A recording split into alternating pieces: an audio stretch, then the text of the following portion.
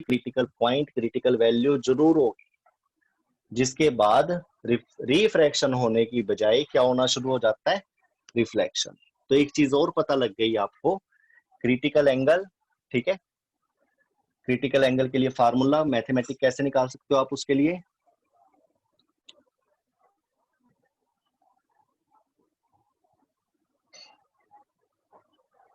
It is the reciprocal sine of IC,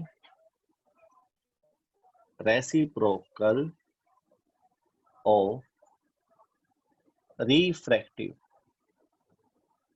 index of the transparent medium, ठीक है, पूरा ही लिख देते हैं, ट्रांसपेरेंट मीडियम। ट्रांसपेरेंट मीडियम ही क्यों, क्योंकि हम तो रिफ्रैक्शन कर रहे थे, रिफ्रैक्शन लेते लेते कोई ना कोई क्रिटिकल स्टेज आ जाती है, जिसके बाद रिफ्लेक्शन होना शुरू हो जाता है, और वो भी टोटली। टोटली का मतलब इसके बाद जितनी भी लाइट होगी सारी की सारी होगी, ये नहीं कि भाई थोड़ी बहुत होगी, थोड़ी बहुत refract, no, all light rays after the critical angle reflect back into the same medium। ध्यान रखना ये बात, reciprocal of refractive index of the transparent medium is equal to the sine of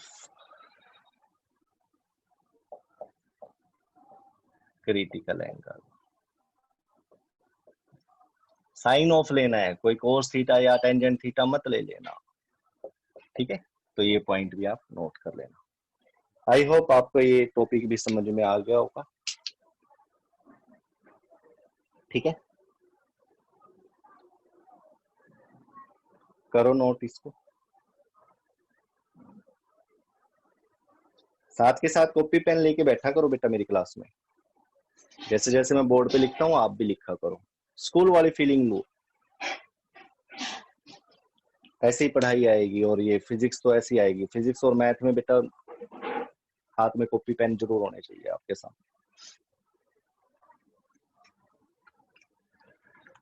next कुछ डायग्राम वैसे बनाने की कोशिश करते हैं इसको लेकर, कोई प्रिज्म, कोई ग्लास स्लैब, रेन ड्रॉप का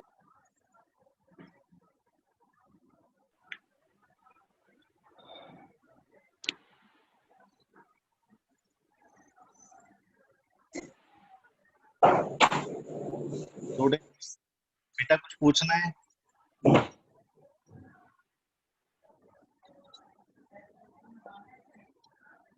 चलो।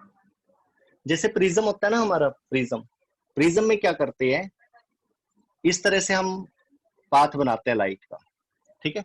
सबसे पहली बात, ये लाइट जाएगी, यू नो वेरी वेल, ये मुड़ जाएगी, ठीक है।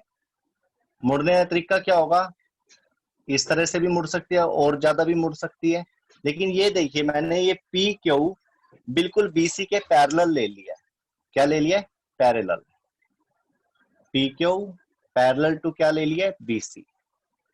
ये जो कंडीशन होती है इसके अंदर फिर इमर्जेंट हो गई लाइट, ठीक है।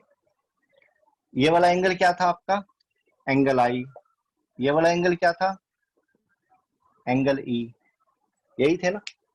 इस कंडीशन में अगर आप इंसिडेंट रे को पीछे और ये आगे और इमर्जेंट रे को पीछे करेंगे तो यहाँ पर आपको एक डेल्टा मिलता था, जिसको आप बोलते थे angle of deviation, angle of deviation.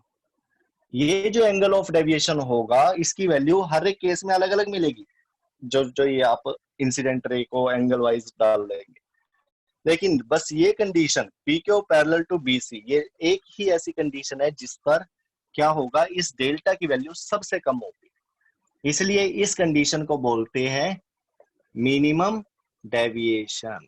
इस कंडीशन पर कौन सा डेल्टा मिलता है आपको, मिनिमम डेविएशन, डेल्टा की वैल्यू सबसे कम होगी इस कंडीशन में, when refracted ray parallel to the base of prism.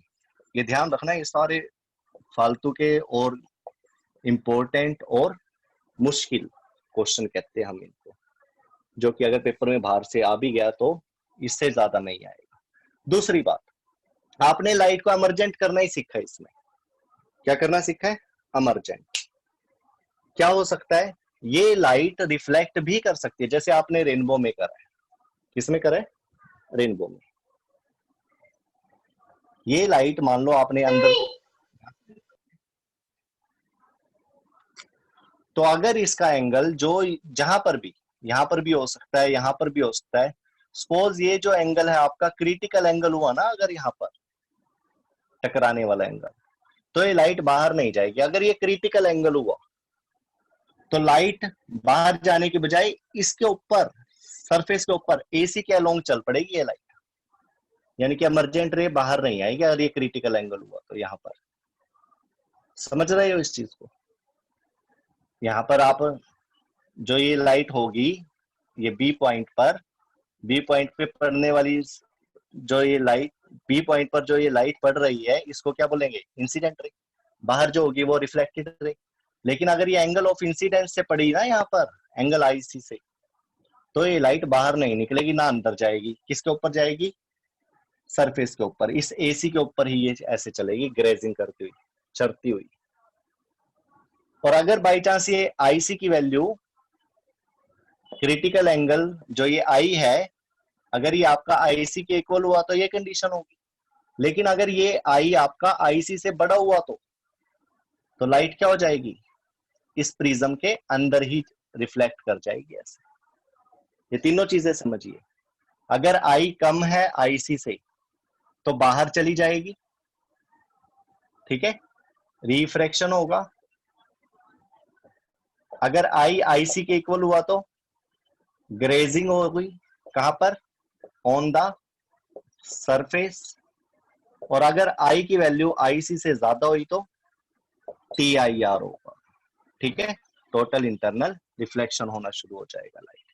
ये हर एक सरफेस के ऊपर की बात है, ठीक है। यही चीज ग्लास स्लैब में भी होती है। आपने एंगल आई लिया, रेयर टू डेंसर खेलते जा रहे हो इसके साथ, आप इसको बढ़ाते चले गए, एंगल आई को नॉर्मल के साथ आपने क्या कर दिया? और बढ़ा दिया। एक पॉइंट ऐसा आया कि आईसी आ गया। आईसी आते ही क्या हुआ? लाइट अंदर नहीं जाएगी, अब क्या होएगी? इसके ऊपर ग्रेजिंग करेगी, ठीक है। आई अगर आईसी से लेस है तो क्या होगा? रिफ्रैक्शन। आई अगर आईसी के इक्वल हुआ तो क्या होगा? ग्रेजिंग ऑन सरफेस होगा, ग्रेजिंग ऑन द सरफेस। और अगर आई की वैल्यू ज्यादा हुई तो आईसी से, तो ये लाइट जैसे रिफ्लेक्शन करते हो वैसे होना शुरू हो जाएगा, तो रिफ्लेक्शन होना स्टार्ट हो जाएगा, ठीक है। ये काफी इंपॉर्टेंट चीज है, +2 में भी काम आएगी आपको, इसके ऊपर क्वेश्चन भी आते हैं काफी। Any doubt, any problem students in this? इसके साथ ही ये चैप्टर खत्म होता है आपका। इसके अंदर डिफेक्ट और आई को छोड़ दिया गया अभी। इसमें से भी काफी टॉपिक कटे हुए आपके, लेकिन फिर भी टाइम था आज का तो हमने कर लिया इसको। आपका फर्स्ट यूनिट नहीं आएगा फिजिक्स में इलेक्ट्रिसिटी, सिलेबस में आएगा magnet, magnetic effect of current. Second light reflection और रिफ्रैक्शन एंड रिफ्रैक्शन सॉरी। और third one human I and colourful world. जितने टॉपिक करा दिए, बाहर से कुछ नहीं आएगा, लेकिन आपको इसकी तैयारी करनी है अच्छे तरीके से। सेकंड फुल वर्ल्ड के जो क्वेश्चंस है एनसीईआरटी के, वो सारे थ्योरी बेस्ड है, थ्योरिटिकल है।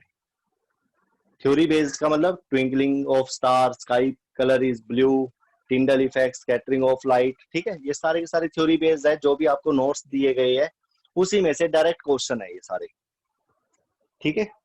तो आप इनको इजीली आप कर सकते हो इनके क्वेश्चन आंसर को। तो अपने नोट्स को कंप्लीट कर लीजिए और 2-3 दिन कर लीजिए।